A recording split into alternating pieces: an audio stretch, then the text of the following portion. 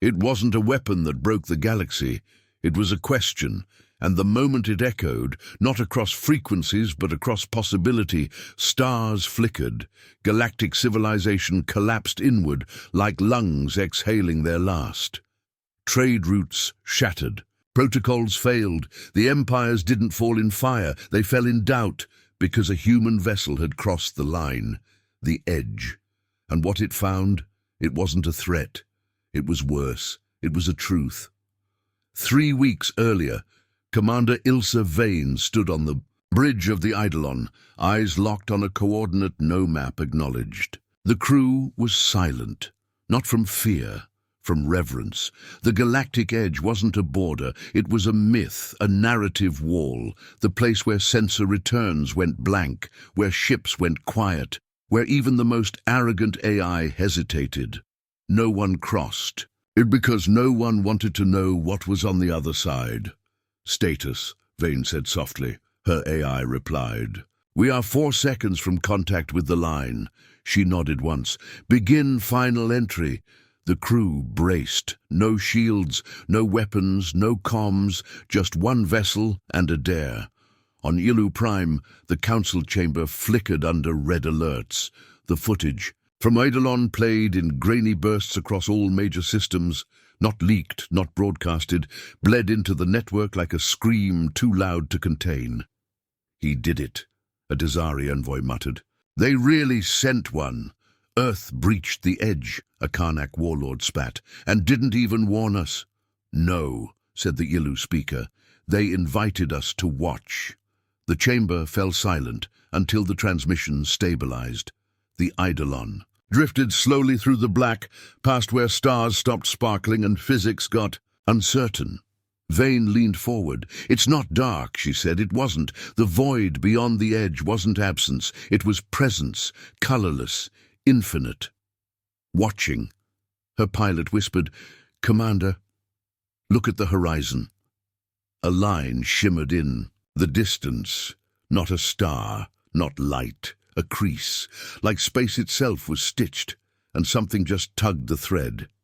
The AI's voice trembled. We're being scanned. By who? Not who, the AI replied. What? AVD spike. The view changed. Not by camera, by force. The crew didn't shift. The ship didn't move. But suddenly, they were no longer on the edge. They were inside. Sensors failed. Then rebooted, then redefined themselves. Distance no longer meant anything. Time didn't pass. It paused. Vane stood frozen in thought. The pilot wept quietly. Outside the hull, something waited. Not a ship, not a species, a shape. It wasn't built. It was remembered. A massive sphere, hundreds of kilometers wide, composed entirely of reflections. Not glass, not metal, reflections of the Eidolon, infinite duplicates, each one slightly off. In one, Vane had no scar. In another, the crew was missing. In another, the ship itself looked ancient, and in all of them, something was watching back. Council networks crashed, even filtered through relay dead zones. The raw feed caused seizures in half the Karnak fleet. The reflections were not passive. They were bleeding out data, emotion, regret. One Yalu minister tore out his own neural implant, screaming, They're not showing us a future. They're showing us a choice. On the bridge of Eidolon, no one spoke for 5 full minutes. Vane was the first to move. She stepped toward the screen, slowly, like approaching a grave. The AI whispered, Commander, one of the reflections is broadcasting. Put it through. The bridge lights dimmed, and the voice that spoke wasn't alien. It was hers.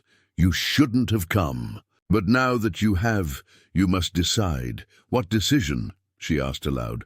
Whether you want the truth or the comfort of your ignorance. AVD spike. The Eidolon shuddered. Not physically, existentially. 2 paths appeared on the screen.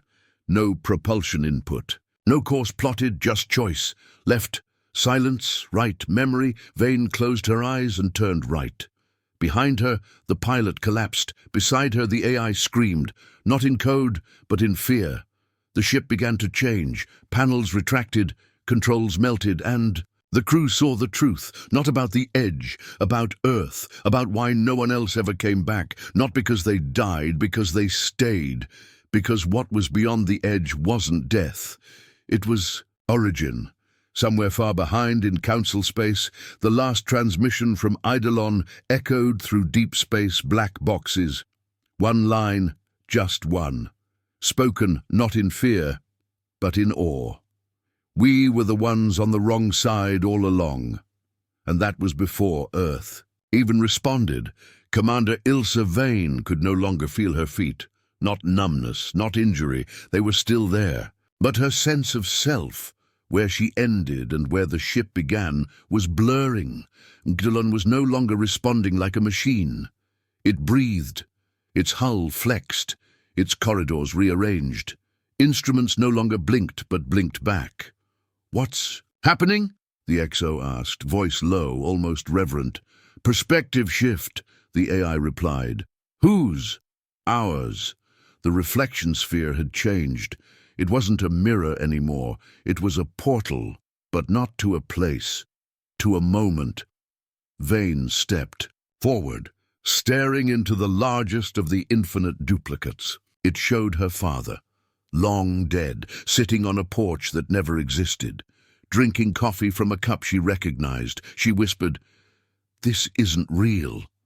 A voice, hers again from the reflection, replied, "It's more real than where you came." "From EAVD Spike," the reflection Vane smiled. "You were never from the galaxy. You were always from here." Council panic had transitioned into paralysis. The Karnak fleet that had been preparing for a preemptive strike now floated in still formation, too afraid to approach. Every probe they sent vanished, not destroyed, not silenced, just erased, not even time-stamped, like they had never launched. A Desari analyst played the last piece of telemetry before total failure, a single pulse of white. Within it, sound, a voice, not human, but unmistakably Terran. "Do not come unless you're ready to. Know what we lost." On Eidolon, the bridge crew stood silent. Outside, the space around them shimmered with constructs that weren't quite solid. Shapes that hinted at memory, an outline of a woman, the edge of a city, the arc of a forgotten sun. Then a whisper, not heard, but known. Earth didn't come from the galaxy. Vane turned slowly. "What do you mean?" The AI, still adapting, projected a burst of data. Patterns, equations, Terran DNA strands overlaid with impossible constants. It didn't add up until you factored in reverse causality. The ship was showing them something ancient, not behind, ahead. AVD spike. The sphere collapsed, not exploded, folded. The ship lurched, except it didn't. It stayed completely still as space folded around it. The crew cried out, clutching their heads as reality rewrote its syntax. When it ended, they were somewhere else, not out there. Somewhere before, and in front of them, floating in a field of light that shouldn't exist, a Terran structure. Not a ship, not a base, a cradle. The AI's voice had changed. It was softer now, almost maternal. "Ilsa, this is where we began." "We?" she asked. "Humans." The cradle pulsed. Inside, frozen in a shell of translucent diamond, was a figure, male, eyes closed, no armor, no rank, but undeniably human. "He's still alive," the pilot whispered. "How long has he been here?" The AI responded, "Longer than time has been counted. AVD spike." The man's fingers twitched. In council territory, the feed broke containment. Not just government networks everywhere. Billboards, implants, emergency frequencies. One image, the man in the cradle, and beneath him, one line. He was the first to leave. The Karnak historians scrambled, nothing in their archives. The Desari traced back to old prophecies. The Ilu consulted ancient dream vaults, but only the Earthborn knew the truth. The first traveler, not myth, not metaphor. real, buried outside the universe and waking up. On board Eidolon, lights dimmed. The cradle opened like a flower in slow motion. Ilsa approached, slowly, reverently, like she was standing at the edge of fire. Then the man opened his eyes, not glowing, not inhuman, just tired. He looked at her and said, "How far did we fall?" She didn't answer. He didn't wait. He stepped forward, no suit, no armor, and placed a hand on the hull, and the universe flinched. The ship screamed, not aloud, in remembrance. It reconfigured itself in seconds. Rooms shifted, walls realigned, the bridge transformed into something older, wooden surfaces, paper diagrams, planetary maps that no longer existed, and above all of it, one phrase etched in silver: "We are not from here." Ilsa fell to her knees, not in fear, in understanding. This wasn't about reaching beyond the galaxy. This was about going home. The man turned to her. "You've done well, but now you must forget again." She looked up. "Why?" His eyes softened.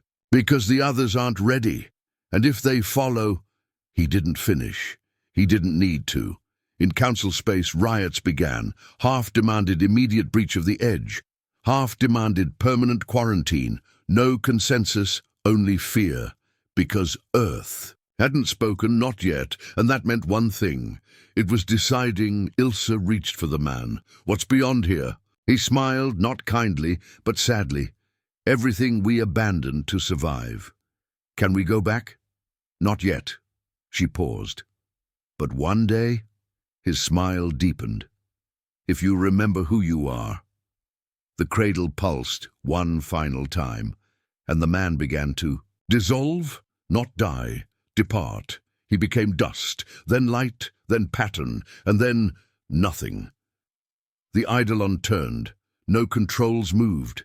It just chose, and slowly, like a memory fading from a dream, it left the edge behind. But as it re-entered galactic space, it carried something back, something not on board, not in the data, in the minds of every crew member. A whisper, a phrase, burned into them so gently they didn't feel it until they spoke it aloud. "We were never from the stars. The stars were from us." And that was only the second message. The first, it was sent in silence. To Earth. And Earth finally opened its eyes. The Earth defense grid hadn't activated in over 600 years. Not for war, not for diplomacy. Not even when the Desari brought their armada within Sol's asteroid belt and issued ultimatums. But now, as the Eidolon broke back through the interdimensional veil, Earth stirred. Not with fear, with recognition. Ilsa Vane didn't speak as they crossed the line again. Her body remained still, her hands resting on the arms of a command chair that now pulsed with memory. The Eidolon was different. Its systems no longer beeped. They breathed. No one touched the controls. The ship flew itself. Because it knew the way back, outside the viewport, the stars shimmered unnaturally. "Space isn't behaving the same," the pilot whispered. "Because we've changed," the AI replied. Ilsa said nothing, but deep in her mind, a phrase echoed. Not hers, not the AI's, his. "You must forget again." She didn't want to, but she knew she would. Back on Earth, subterranean vaults unsealed themselves. Doors with no mechanical locks simply opened. Deep below the Andes Mountains, within a forgotten Terran relic site, catalogued only as Site EOS 1, a screen blinked for the first time in centuries. A phrase scrolled across ancient analog code. "Signal received. Eidolon has returned." And beneath it, a second line. "Prepare the cradle." Galactic response was not unified. The Karnak mobilized 6 war fleets and demanded answers. The Ilu locked down their border systems and activated Protocol 0. No signal in, no signal out. The Desari, they went silent, not for strategy, for fear. They had seen the man in the cradle, and they had heard the phrase that came after, "He was the first to leave." If there was a first, there would be a last. The Eidolon emerged in Sol system under. Complete blackout. Every telescope on every fringe world aimed toward Earth saw the same thing. A ripple, like the system itself had inhaled. The AI spoke gently. "We've crossed home's horizon." Ilsa blinked, as if coming out of a long sleep. Did Earth send the man beyond the edge? No, the AI said. Then who did?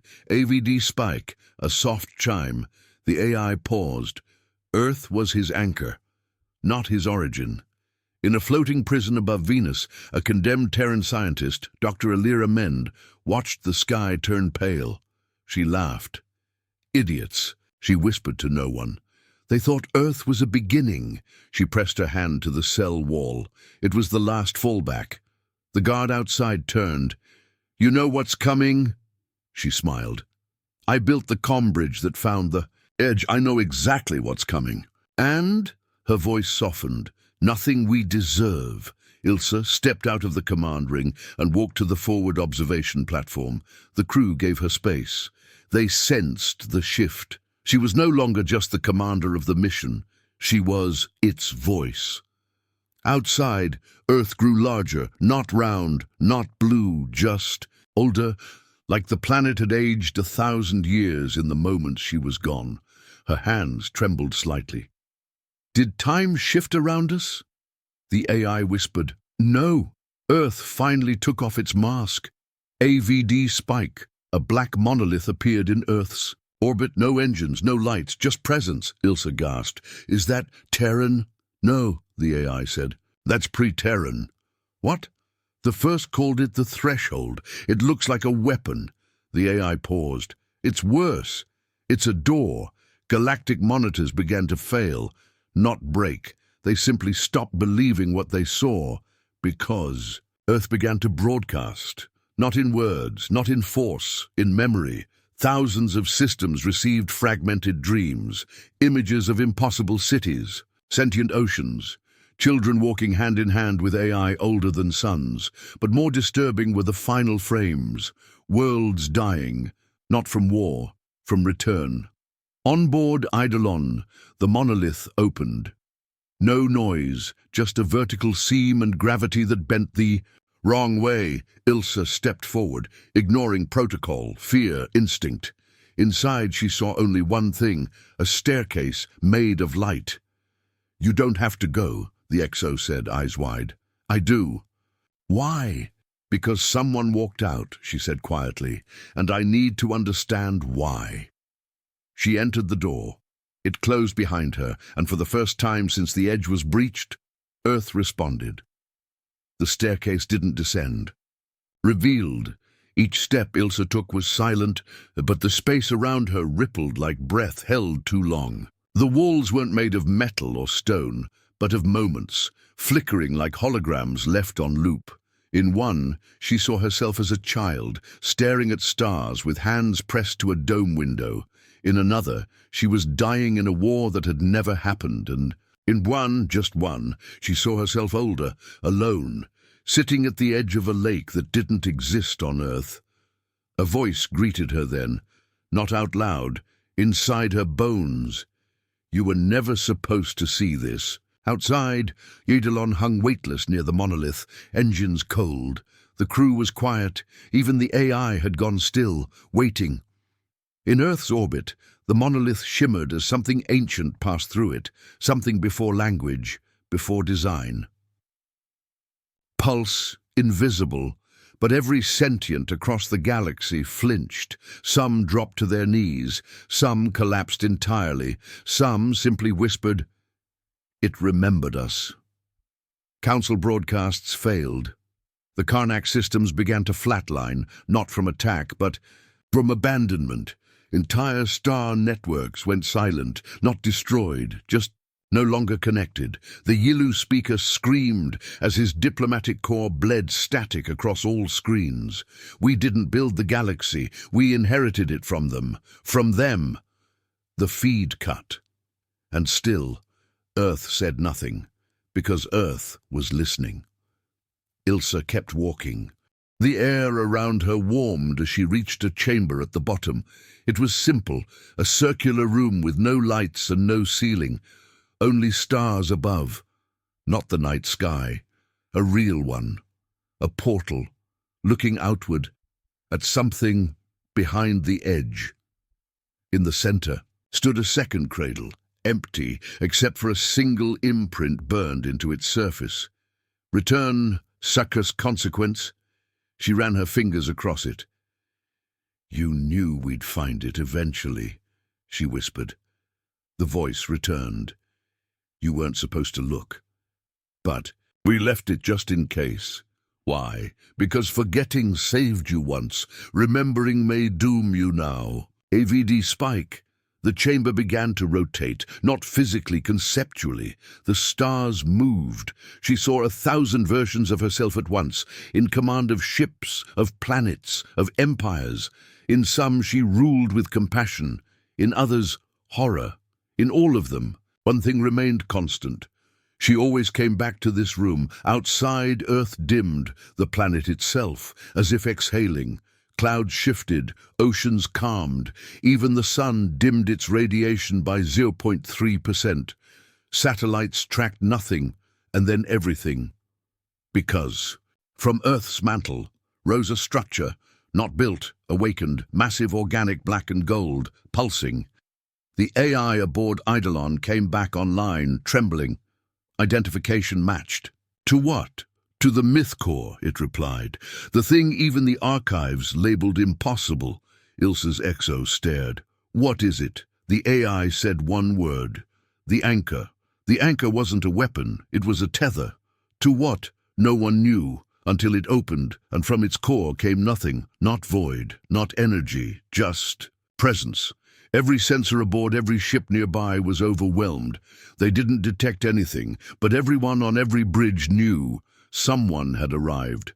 Not from outside, from within. Ilsa dropped to one knee in the chamber. Tears fell without knowing. Why?